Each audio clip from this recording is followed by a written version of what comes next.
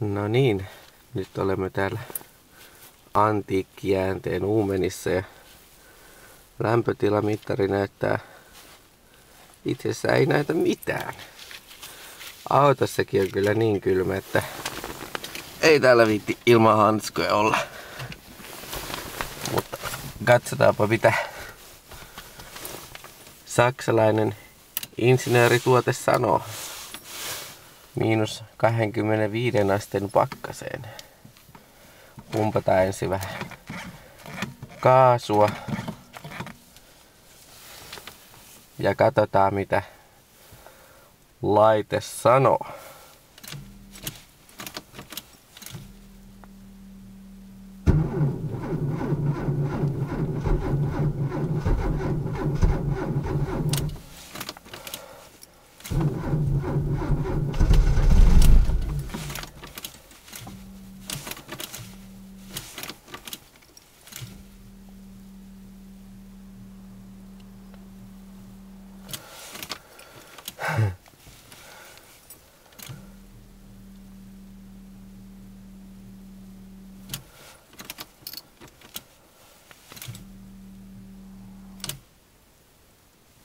Hetkinen, pieniä huoltotoimenpiteitä.